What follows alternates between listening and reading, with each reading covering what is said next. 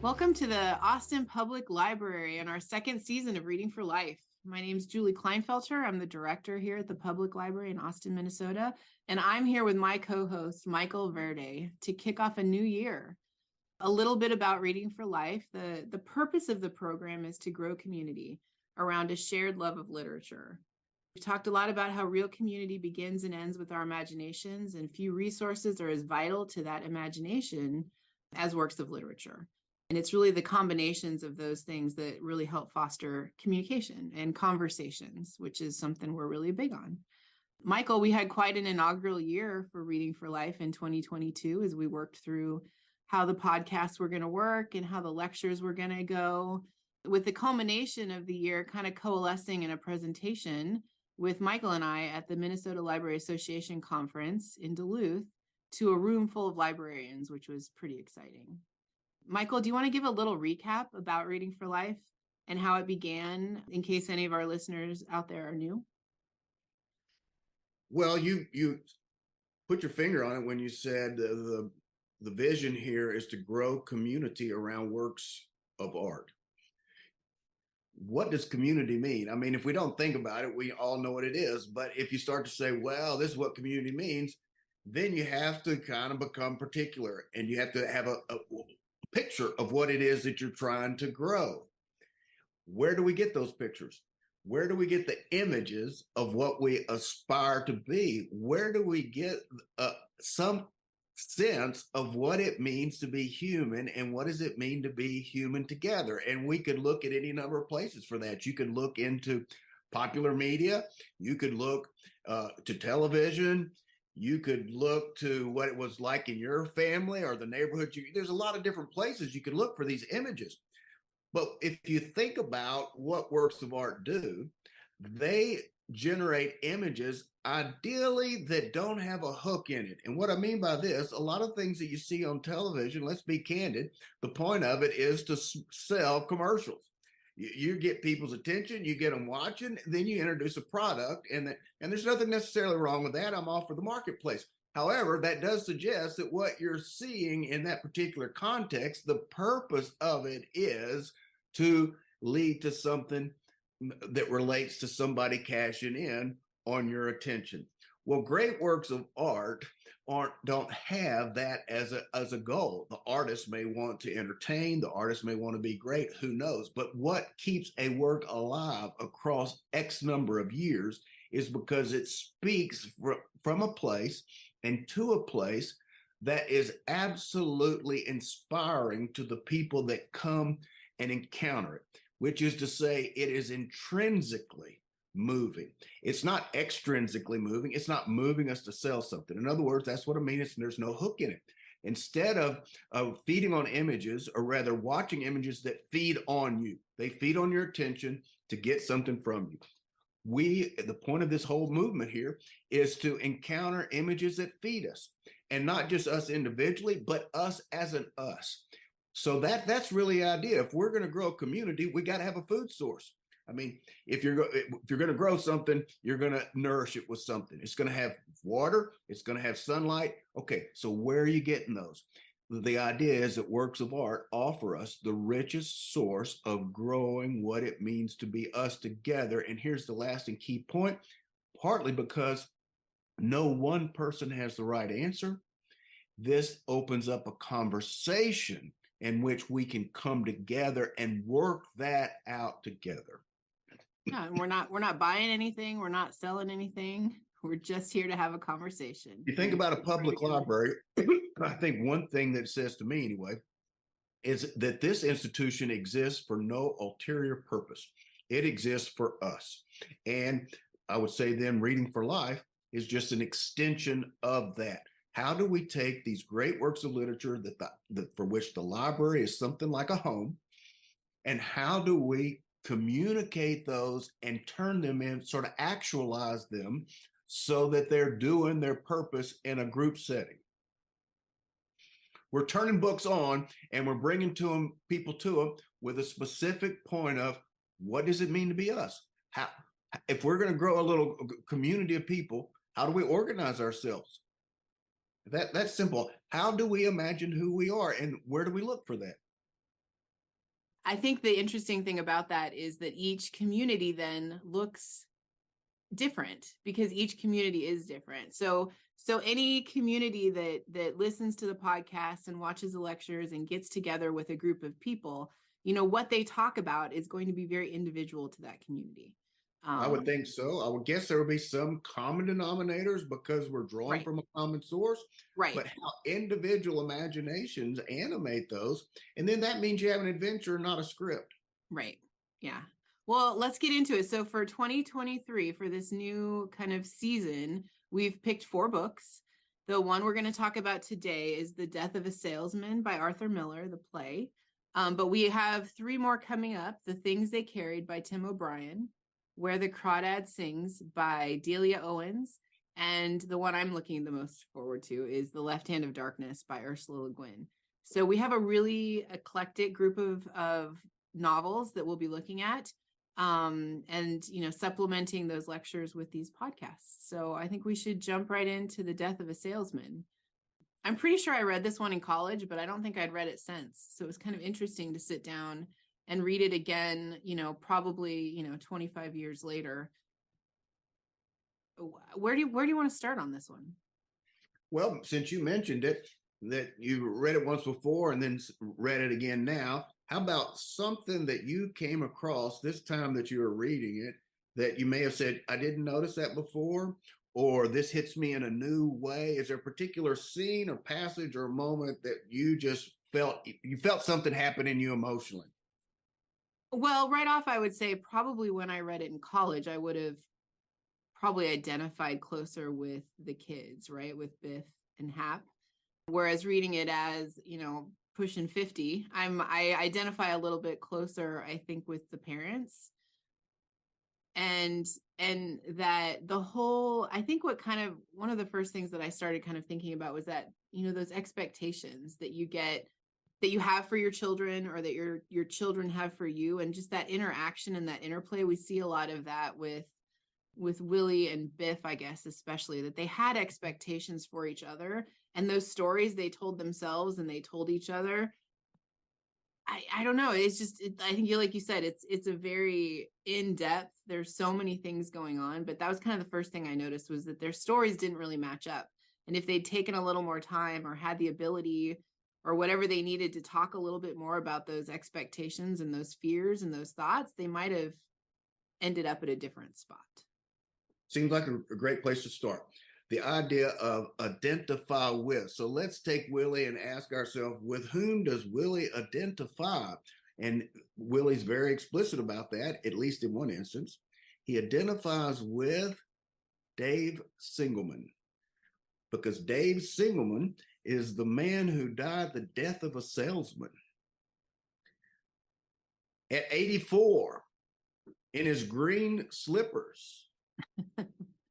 He could pick up the phone and call anyone, anywhere. And that's how he made his riches. In other words, this was an image to Willie of what does success look like. If success were to come alive in the form of a human being, for Willie's imagination, it would look like Dave Singelman. And with that thought in mind, we could then extrapolate. You mentioned parents and stories, etc. I'm trying to find the source of the stories that Willie told his boys. And the source of those stories is the image with whom he identified, or with which he identified. So if we're going to step back and say, okay, how does this apply to our life, just for fun? You could ask yourself, with whom do I identify? When I think about what it all amounts to, or what I'm doing with my time, because that's a key theme in this book, is time. What am I doing with my time, and on what image is my time investments inspired by, or in the service of? So that's one thing that a parent can think of, that their influence on their child has a source. And look, where's the source? Their imagination. And what does the imagination do? It identifies with something. So that's one thing we could just start with, that Willie identified with Dave Singelman. And because of that image, the stories that he told his children took on a certain kind of direction. They were, in a way, those were stories that came out of the image of this particular person. In other words, if I want to be like that, I want my boys to be like that, then all the things he's telling his children would be things that would culminate in them ending and dying like Dave Singleman. So a lot, in other words, of what was going on in the Lohman house grows out of Willie's identification with this particular image or with this particular person. Now, one of the things that we're committed to at Reading for Life is to pay deep attention to the words that we're reading. It's very easy to look through the words and to see things off the page that we think would be like real life. That's easy to do. But an artist works with a medium. If we were carpenters, we would know that you have to work with wood and that the wood gets a word in edgewise. You can't make wood do things that wood doesn't do. If you're a great carpenter, you learn to be in dialogue with wood, and because of you and the wood's conversations, remarkable things can come to fruition. So we're not working in wood, we're working in words. Let's pay attention to words and see what happens. So Dave Singleman, what does that say? Dave Singleman. Dave Singleman. He was a single man. And why does that matter? Well, one of the things that this play explores is marriage. It explores relationships between men and women. And one thing we know about Dave Singleman is that he died single. Whatever his riches were, whatever his greatness was, it was not a greatness that involved him coming together with another person. He did not marry. Now, we can think of that literally. He didn't have a wife. He may, who knows, but he did not, let's say, marriage his spirit with another person. Do you see what I mean? He stayed single. He did not come together with another person. This is a big issue, right? One, does Biff come together with Willie? Is Willie together with Linda? Well, I was going to say that kind of leads to then the whole relationship with Willie and Linda, and were they really together? Was he ever really committed in that way that he thought he wanted to be with her? There you go. So there, if we have it, if his image is Dave Singleman and he's lived his life in that image, how did that impact his relationship with Linda? Mm-hmm. She was a means to an end. Mm-hmm. Yeah. As an example, you could say that. I'm just throwing that out there. If you're going to be like Dave Singleman and you live your life in his image, how do you relate to Linda? Well, maybe Linda is just a resource for you so that you can get to the top and be like Dave Singleman, for instance. Well, and then that adds in the complication of his children, because if you're a single man and you haven't made that connection, then what does he do with these children then who he's brought into the world and along with him? And I think it's perfect application. Did Willie wed his boys? In other words, did he come together and unite with them in a way that was mutually nourishing and mutually beneficial? So we're just saying this is what the imagination does. It identifies with images. And there are consequences that follow from the images that we identify with. Well, and then does that relate to Lohman, Willie being...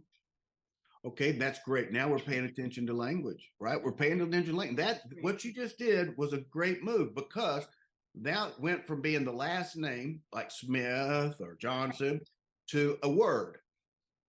And now we're going to pay attention to the words. We don't have to know the answer. We have to pay attention to the word. So it's low man.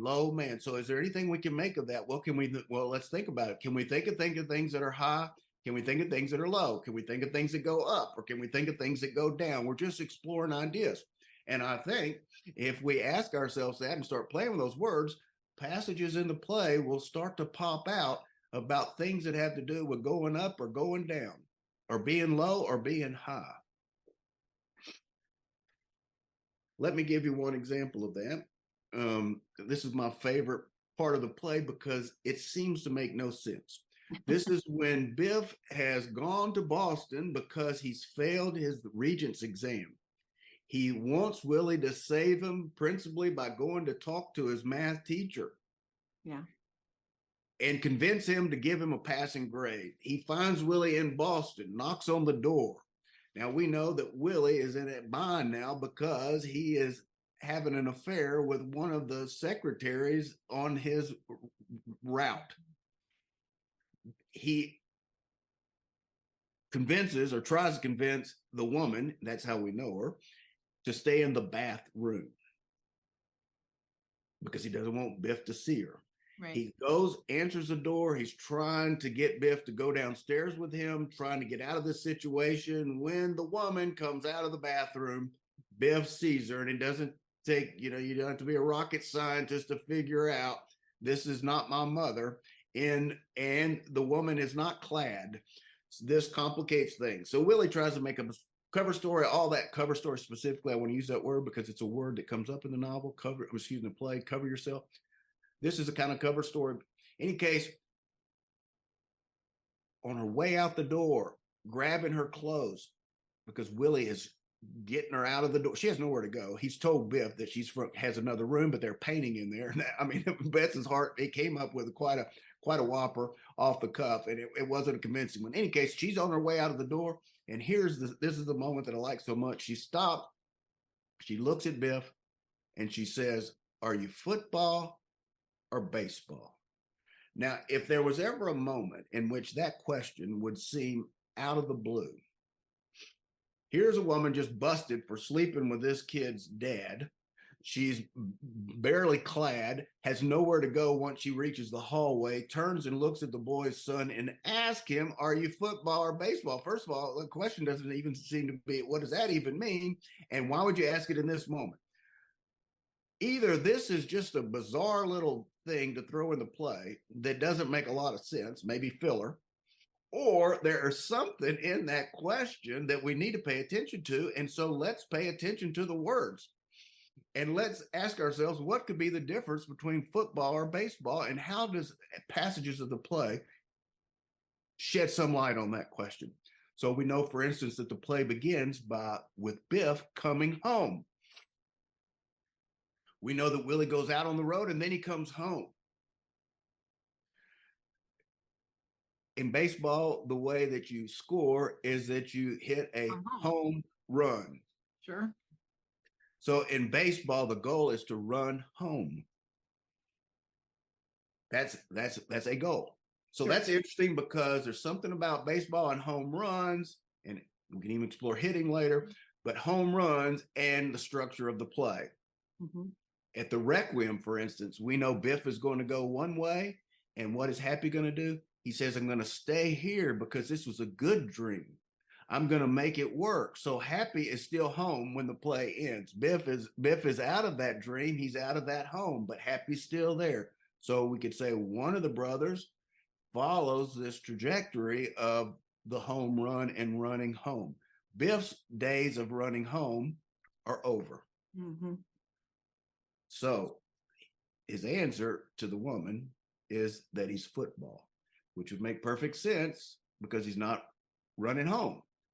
How do you score in football? Well, in football, you score with a touchdown. Remember, you asked about Willie Loman, mm-hmm. and now we're exploring things that are up and down. Biff says he's football. In football, you score by touching down. We can go to passages in the play. The day that he goes to Ebbets Field, he tells his dad that there's going to be a play. He's going to look up. He's going to take off his helmet. It's going to be for you, Pop. And then he's going to cross that line for a touchdown. One of the things that Happy and Biff share over the conversation in the bedroom is that Happy tells Biff that Willie keeps talking and that talks to himself, and that often when he's talking to himself, he's talking to Biff. Mm-hmm.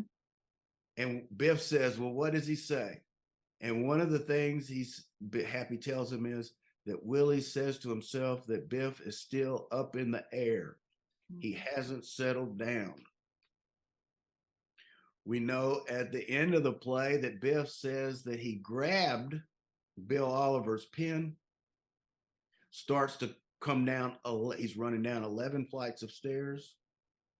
He stops halfway and looks up at the moon in the sky, and he has a realization of what he wants and doesn't want in life, and the realization that all of this stuff that he's been told by his dad is not who he is. He has no interest in being a salesman or being big. And then he comes all the way down. At the end of the play, Willie's trying to get carrots and beets in the ground. He's trying to bring something down.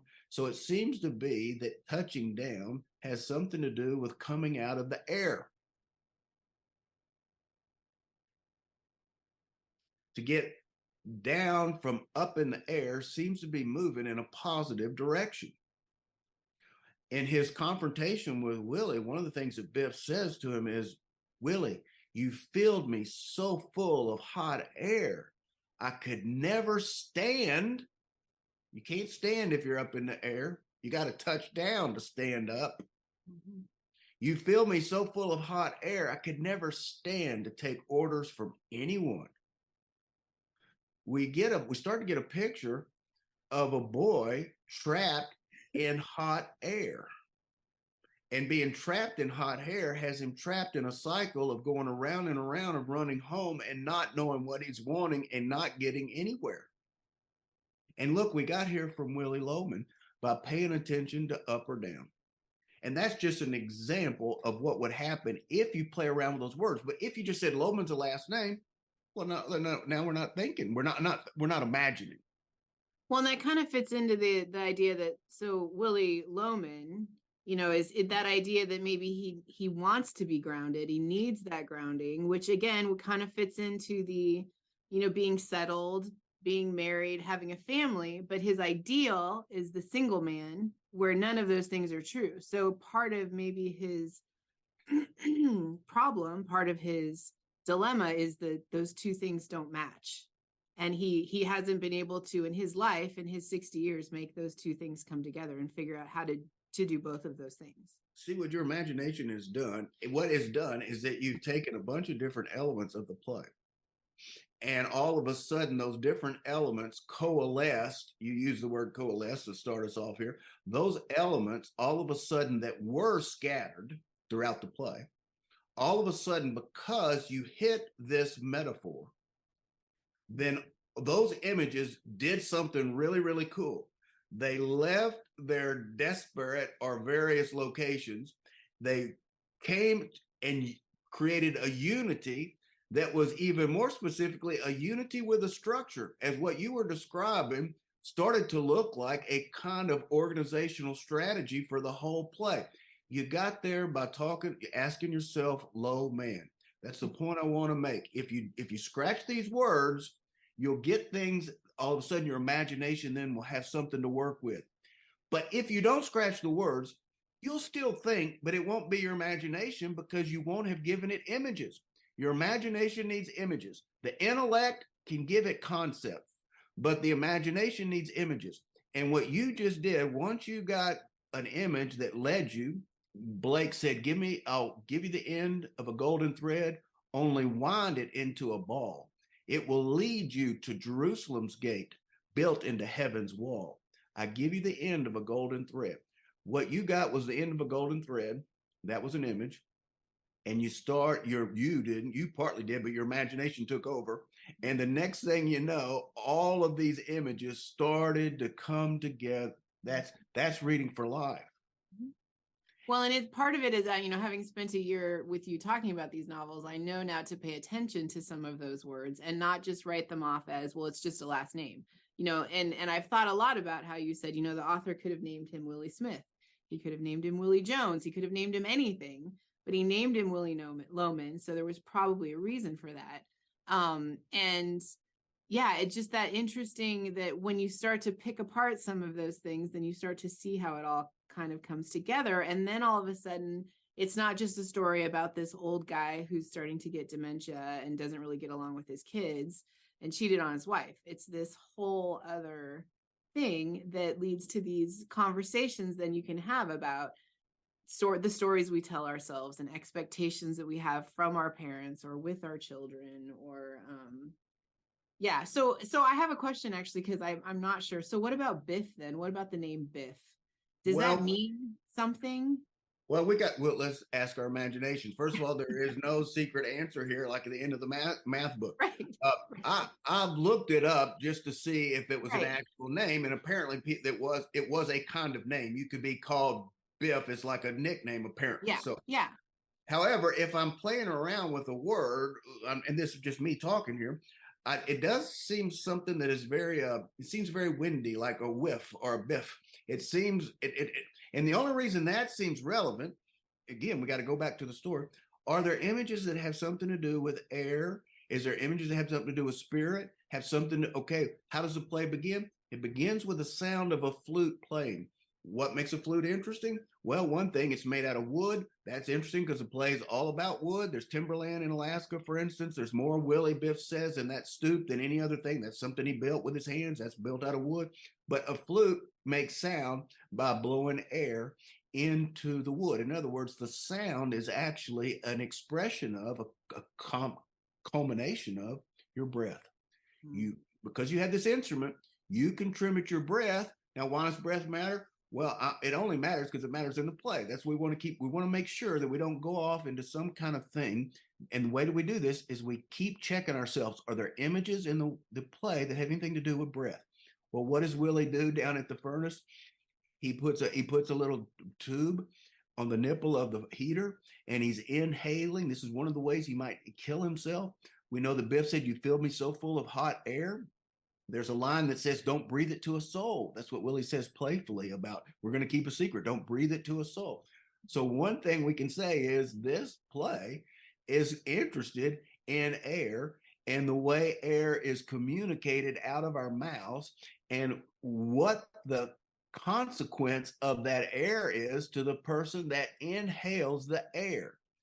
Now, I don't know if Biff is related to all that, but I do know that there's something that seems to be breathy about the name, which would at least have my imagination think that Biff has something to do with something of the spirit as opposed to something of material world like getting rich as Willie imagines it. In other words, it's a different kind of way of being in the world. Where am I getting that? I'm getting that from Ben, because Ben, one of the things he says is, when I was 17 and I walked into a jungle, and 4 years later I walked out, and then what does he say? And by God, I was rich. We can read that one or two ways. You can think of it as an expression like by God, or you could say, I got rich by God, which may be very different than being rich like Dave Singleman. Mm-hmm. So here's a question. How do you, when you say you're going to get rich in what way? Now that goes back to images. What are your images of richness? What are the images that you breathe into your children's imagination? What images do come out of your mouth that your children inhale? And now we're right into the middle of the play, because what has Willie done, perhaps with all the best intentions, he has breathed into his children the same kind of toxic air by which he may commit suicide. In other words, what he was doing to that furnace is what he was doing to his kids. Except this time he was going to be the one inhaling that poisonous, toxic fumes. His children had been inhaling it all of their lives. Do I know that's what Biff means? I don't. But no, but that gives me more. Because I was struggling with Biff. I mean, other than just the idea that in my mind it's kind of like, it sounds like a nickname you'd give to somebody who was sporty, and he did play the football, and he was kind of that part of it. But yeah. And then I think that's the genius of Miller, because what's he doing? He's taking Americana and he's been really right down to expressions. These are quintessential American expressions. Pop, for instance. Okay, he's taking these expressions, gee whiz. Okay, he's taking these throw off phrases and he's giving it to his imagination and extracting the image in it that makes it revealing. In other words, think about how deeply attentive this imagination must have been to American culture, because he was hearing in the way we speak implications that we probably weren't thinking of. Mm-hmm. He's listening. And now why does that matter? Because his play, it matters in his play. your dad's going to listen to you. You're going to listen. I'm not going to listen. Shh, go to sleep. We're not going to talk like that in this house. This is a big thing in this play is there a story that is going to come out, or is there a story that's not going to come out?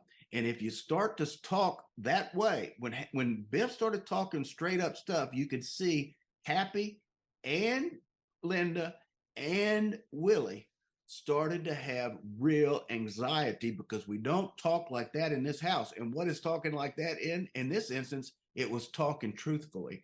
We don't do that in this house. Someone starts to talk truthfully, then a character will say, shh, go to sleep. Yeah. Well, and I thought that fit well with Hap being happy. You know, he was just like the easygoing, go along with it all along. He was, you know, he was going to stay. He was going to, you know, he'd really bought in, and Biff was the opposite of that. And then I didn't know, I think, did they say Happy was named after, was it Harold? His real name was Harold, but we call him Harold. Hap. Hap, yeah. Yeah. I think it was Harold, but it was an H name. I remember. Yeah, I wanted to say it was, yeah. So I was trying to make some connection there too, but I may have to read it all again. Well, Happy, I think, is just really ironic, isn't it? Yeah. Because he's happy, if you mean by happy, full of it. Right. Well, and he says in there or I think in the description at the very beginning of the book, they say that he was just as miserable. He says himself, he was tall, and he was as tall, you know, tall and powerful. He was lost like his brother, but in a different way, for he had never allowed himself to turn his face towards defeat, and thus was more confused and hard-skinned, although seemingly more content. There you go. That's so it was really interesting. Yeah. Wonderful. This is a happiness, you might say, that you might inhale from television. Right. The material. Right. There you go. This is the image of happiness that sells. This is the image of happiness that sells. So there's kind of an irony. And when the boys are talking back and forth, one of the things that they come up with to talk about is that Biff used to be confident. And Happy says, oh, I still am Biff. Now, you could say that he's still like that, but listen, what did he say? Oh, I still am Biff. That's Happy saying, I am what you were in high school. I still am Biff. That comma is a big deal. Oh, I still am Biff, or I still am Biff. And this is the way these characters are merging to one another, but you got to pay attention to the language to see that. What's he saying? I'm at this age now. I'm a grown person, so supposedly, but I still am Biff. I looked at the image that you portrayed in high school. I identified with it, and I'm living my life like that. And here I am in my 30s, and I'm like a 16-year-old boy. I didn't grow up. Yeah. So that's a really, you know, we kind of started out talking about Reading for Life and how we got started, and that's really, I think, a good intro to not only Death of a Salesman, but some of the things that we've talked about. Like how do you you know, read a book and look at it a little bit deeper. And I think we've hit on some of the easier, you know, like the names, the words, looking specifically at the words. So as readers or listeners are, you know, getting ready to either reread this again and preparing for the lecture, that's really a good place to start. But you also gave some other kind of clues. You talked about time. You talked about listening. And there was one other one that I thought I'd written down. Oh, and oh shoot. Anyway, so a couple other things for people to keep in mind as they're rereading this play in preparation either for the lecture or to listen to the podcast some more. So that was a really great place to start. Well, thank you. It's a lot of fun. And I want to conclude by saying, look, once you and I started talking about images, what were we not talking about? We weren't sharing opinions about what we thought about American culture. We weren't talking about Arthur Miller's private life. We didn't get in an argument about whether capitalism or Marxism was better. Now, these are all fine topics, and that's really, really great to discuss them. And maybe literature is a catalyst for those kinds of discussions. I don't know. But what I do know is that literature has something to offer than more than titillating our opinions. It can speak to our imaginations. And once you and I started communicating with this work of art, with at the level of images, our opinions disappeared, our hypotheses appeared, but they were hypotheses about the way these images came together to make meaning. And you and I were on the same team, the team of conversationally growing a clear vision of what makes this play meaningful. And if you added another person, we could be a team of 3. And guess what? If we added 50 people, we could be a team of 50. This is what I suggest is a possibility with respect to literature that it's not easy to realize. Even in book groups, it's unless you have a very special group of people and with a very gifted facilitator, you could get in that room and the next thing you know, any number of things can happen that don't involve engaging with the story, the images of the story in a way where we're working collaboratively together. What we will be doing if we're working collaboratively together, we'll be communicating. If we're communicating, that's the same word as community. Another word for that is communion. In other words, all of these kinds of things relate directly to building community out of communion. That is growing something together that takes parts of all of our spirits. In other words, we're all blowing, you might say, into this, and without having divisiveness.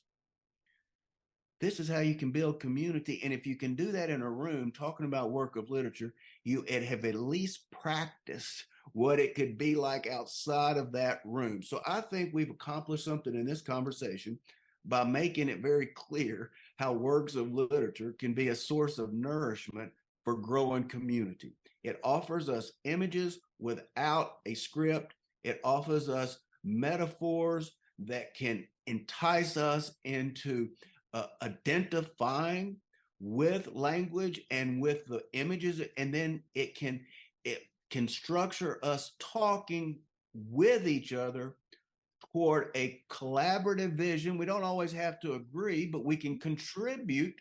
We can contribute what we see, and everyone is made larger by everyone else's contributions. At the end of the day, Walt Whitman said, if I've said something that insults your soul, dismiss it. So we can contribute our best insights together. No one is obliged to agree. No, there's nothing to sell. There's no pope. There is no final answer. There is just us talking in a way that's mutually beneficial. And I think in that sense, we are reading for life, not only our individual life, but our life as a community. Yes, for sure. So hopefully everybody who listens to this will go back out, reread Death of a Salesman, and bring some. And come and join us in this conversation. Yes, that's the point. Yep, absolutely. All right. Thank you so much, Michael. And we'll see you next time. Julie. It's a lot of fun. Thank you.